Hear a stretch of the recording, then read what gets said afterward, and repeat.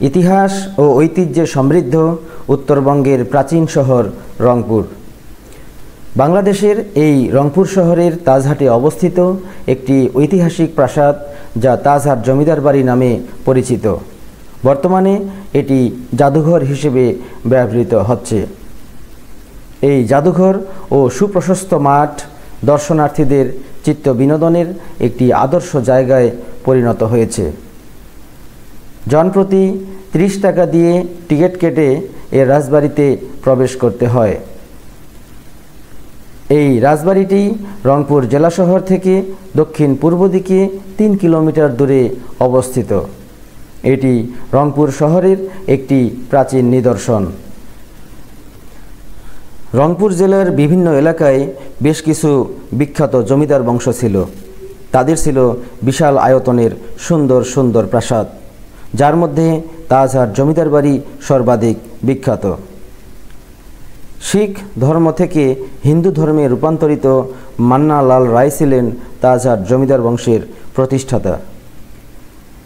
তিনি পাঞ্জাব থেকে এদেশে আসেন এবং রংপুরের মাহিগঞ্জে বসবাস শুরু করেন। দেখুন, অনেক সুন্দর করে লেখা আছে ওয়েলকাম টু তাজহাট। সে সময় মাহিগঞ্জ ছিল রংপুরের জেলা সদর। তিনি ছিলেন স্বর্ণকার। ধারণা করা হয় তার আকর্ষণীয় তাজ বা রত্নখচিত মুকুটের কারণে এই এলাকার নামকরণ হয় তাজহাট। দর্শক, সামনেই তাজহাট জমিদার বাড়ি। এই প্রাসাদটি 20 শতাব্দীর শুরুর দিকে মহারাজা কুমার গোপাল লাল রায় নির্মাণ করেন। এতে সময় লেগেছিল প্রায় 10 বছর। মহারাজা গোপাল রায় ছিলেন একজন হিন্দু এবং পেশায় ছিলেন একজন স্বর্ণকার। 1984 থেকে 1991 খ্রিস্টাব্দ পর্যন্ত প্রাসাদটি ব্যবহৃত হয় রংপুর হাইকোর্ট, বাংলাদেশ সুপ্রিম কোর্টের একটি শাখা বা বেঞ্চ হিসেবে। প্রেসিডেন্ট এরশাদ বিচার বিভাগ বিকেন্দ্রীয়করণের লক্ষ্য নিয়ে দেশের বিভিন্ন জেলা সদরে বাংলাদেশের হাইকোর্ট বিভাগের আঞ্চলিক বেঞ্চ স্থাপন করেন, যার একটি রংপুরে স্থাপিত হয়েছিল। পরবর্তীতে 1991 খ্রিস্টাব্দে গণতান্ত্রিক সরকার প্রতিষ্ঠার পর এই পদ্ধতি তুলে দেওয়া হয়। 1995 খ্রিস্টাব্দে বাংলাদেশ সরকারের প্রত্নতত্ত্ব বিভাগ প্রাসাদটিকে একটি সংরক্ষিত স্থাপনা তথা স্থাপত্য হিসেবে ঘোষণা করে। বাংলাদেশ সরকার এই স্থাপত্যের ঐতিহাসিক গুরুত্ব অনুধাবন করে 2005 খ্রিস্টাব্দে রংপুর জাদুঘরকে স্থানান্তর করে এই প্রাসাদের দ্বিতীয় তলায় নিয়ে আসে। এই প্রাসাদটি প্রায় 210 ফুটের মতো প্রশস্ত ও 4 তলার সমান উঁচু।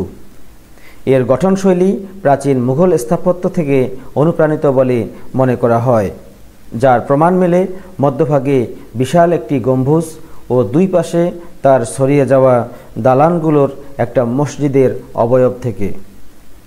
তবে রাজবাড়ি যেই দিক থেকে বাংলাদেশের অন্য সকল প্রাসাদের থেকে আলাদা তা হলো এর সিঁড়িগুলো।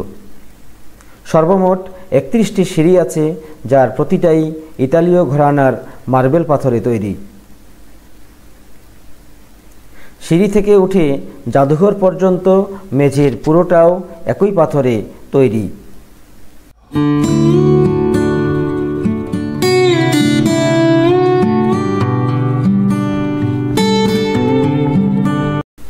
দর্শক, এটি হচ্ছে এই প্রাসাদটির সুপ্রশস্ত বারান্দা। আর এই বারান্দার মধ্যেই কিছু চিত্রকর্ম সজ্জিত করা আছে। মার্বেলের সিঁড়ি বেয়ে জাদুঘরে উঠলেই রয়েছে বেশ কয়েকটি প্রদর্শনী কক্ষ, যাতে রয়েছে 10ম ও 11দশ শতাব্দীর টেরাকোটা শিল্পকর্ম। এখানে রয়েছে সংস্কৃত এবং আরবি ভাষায় লেখা বেশ কিছু প্রাচীন পাণ্ডুলিপি। এর মধ্যে রয়েছে মুঘল সম্রাট আওরঙ্গজেবের সময়ের কুরআন সহ মহাভারত ও রামায়ণ। পেছনের ঘরে রয়েছে বেশ কয়েকটা কালো পাথরের হিন্দু দেবতা বিষ্ণুর প্রতিকৃতি। দর্শক, এখানে ফার্সি লিপি কালো পাথরের মধ্যে খোদাই করা আছে, আর এগুলো হচ্ছে পবিত্র কোরআন শরীফ, সেই প্রাচীন আমলের। হাতির দাঁত এখানে সংরক্ষিত করা আছে। এবং এই অংশটি হচ্ছে এই প্রাসাদের পেছনের অংশ।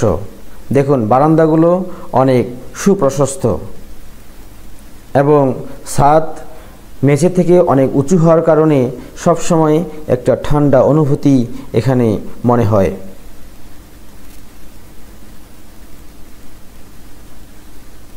এই প্রাসাদের যে দরজাগুলো আছে কাঠের তৈরি, তবে 100 বছর হয়ে যাওয়ার পরেও এই দরজাগুলো অবিকল আগের মতোই আছে এবং এই বারান্দার যে গ্রিলগুলো এগুলো অনেক সুন্দরভাবেই আছে এবং অনেক সুন্দর কারুকাজ খচিত।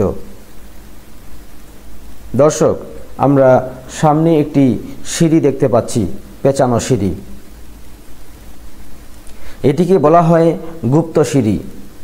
এই গুপ্ত সিঁড়ি কোনো একটি সুড়ঙ্গের সাথে যুক্ত, যা সরাসরি ঘাঘট নদীর সাথে যুক্ত, এমন একটা জনশ্রুতি শোনা যায়। তবে সিঁড়িটা এখন নিরাপত্তাজনিত কারণে বন্ধ করে দেওয়া হয়েছে।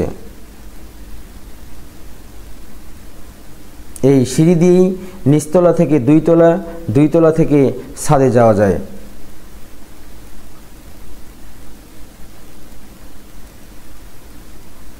দেখুন 100 বছর হয়ে গেছে, তারপরেও বিল্ডিংটি অনেক শক্তিশালী অবস্থায় এখনও আছে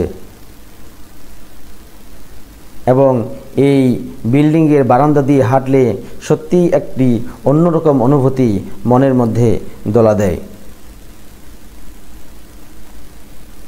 মনে হচ্ছে আমি সেই 100 বছর আগের সেই সময়ে ফিরে গেছি।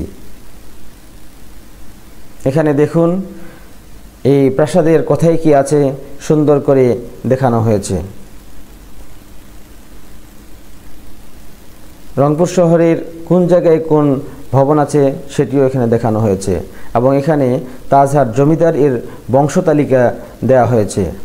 মান্না লাল রায়, তার পুত্রের নাম জানা যায়নি, তার পুত্র ধনপত লাল রায়, তার পুত্রের নাম জানা যায়নি, তারপরে উপেন্দ্র লাল রায়, তারপরে হচ্ছে মুন্সিফ গিরিধারী লাল রায় যিনি মামা হন, এভাবে গোপাল লাল রায়। এই প্রাসাদটি নির্মাণ করতে ব্যয় হয় প্রায় 1.5 কোটি টাকা। 1917 সালে ভবনটি সম্পূর্ণ হয়। প্রাসাদ চত্বরে রয়েছে বিশাল খালি মাঠ, গাছের সারি এবং প্রাসাদের দুই পাশে রয়েছে 2টি পুকুর।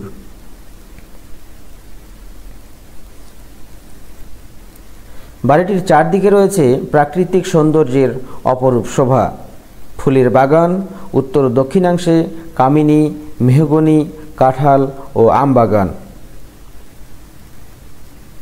দর্শক, আমি এখন যাব এই প্রাসাদের নিচতলায়। এটি হচ্ছে প্রাসাদের নিচতলা এবং এই নিচতলাটিও দেখতে সত্যি অনেক সুন্দর। ঢাকার আহসান মঞ্জিলের মতো দেখতে এই জমিদার বাড়িটির 3য় ও 4র্থ তলায় রয়েছে রাজা গোপালের ব্যবহৃত নানা জিনিস।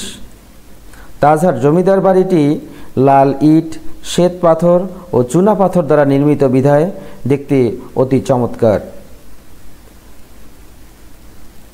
4 তলা বিশিষ্ট এই জমিদার বাড়িটির ভেতরে রয়েছে অসংখ্য কক্ষ, গোসলখানা ও অতিথি শয়নশালা।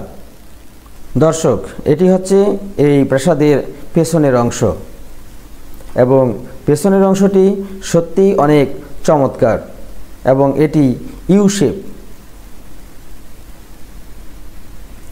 একটু দূর থেকে এই প্রাসাদটির পেছনের যে অংশটি দেখতে দারুণ লাগে।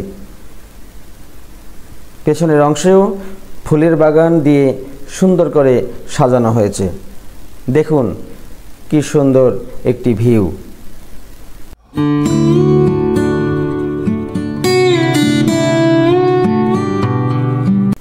জমিদারি শাসনামল প্রাচীন শাসন ব্যবস্থার প্রচলন ছিল বাংলাদেশেও। রংপুর জেলার তাজহাট, ডিমলা, কাকিনা, মন্থনা, পীরগঞ্জ সহ বিভিন্ন এলাকায় বেশ কিছু জমিদার বংশ ছিল। তাদের ছিল বিশাল আয়তনের বেশ কিছু প্রাসাদ।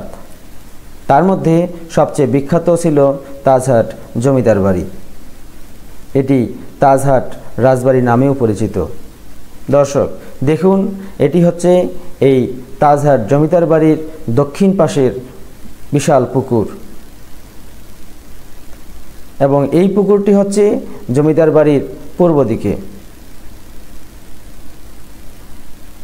শাপলা ফুল ফুটেছে এই পুকুরে। দেখুন দূর থেকে এই তাজহাট জমিদার বাড়ির যে সৌন্দর্য বা ভিউ সত্যি অসাধারণ। তাই তো প্রতিদিনই হাজার হাজার দর্শক ছুটে আসে এই প্রাচীন ভবনটির সৌন্দর্য উপভোগ করার জন্য। সেই সঙ্গে তারা আসে এই ভবনের ইতিহাস জানার জন্য। এখানে বাংলায় ফুলের গাছ দিয়ে লেখা হয়েছে তাজহাট জমিদার বাড়ি।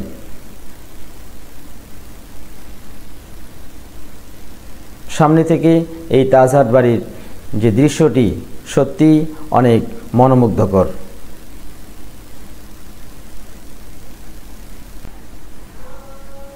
এই তাজহাট রাজবাড়ি দেখতে আসলে আপনি যেমন এই রাজবাড়ির ইতিহাস জানতে পারবেন, সেই সঙ্গে আপনি এই রাজবাড়ির সামনের যে খোলা প্রশস্ত মাঠের গাছগাছালির সৌন্দর্য এটিও উপভোগ করতে পারবেন।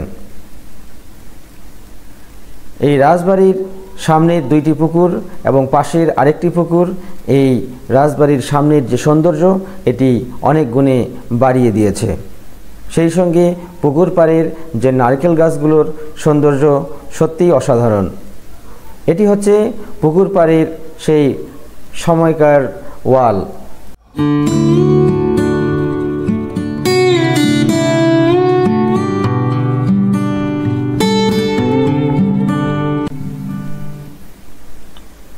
রাজবাড়িটির উত্তর দিকের যে মাঠটি বিভিন্ন ধরনের ফুলের গাছ দিয়ে সুন্দর করে সাজানো হয়েছে, যা যে কোনো দর্শককেই অনেক ভালো লাগবে। এবং সকালবেলা এবং বিকেলবেলা অসংখ্য দর্শনার্থী এই মাঠে বসে তাদের সুন্দর সময়টি কাটিয়ে দেয়। সবচেয়ে বেশি আনন্দ করে ছোট বয়সের বাচ্চা কাচ্চারা। দেখুন মাঠটি অনেক সুন্দর লাগছে। দর্শক, আমার ভিডিওটি আজকে এখানেই শেষ করছি। আমার ভিডিওটি ভালো লাগলে অবশ্যই লাইক দেবেন। ভিডিওটি কেমন লাগলো এই বিষয়ে কমেন্ট করবেন এবং আমার চ্যানেলটি সাবস্ক্রাইব না করলে অবশ্যই সাবস্ক্রাইব করবেন। ভালো থাকবেন।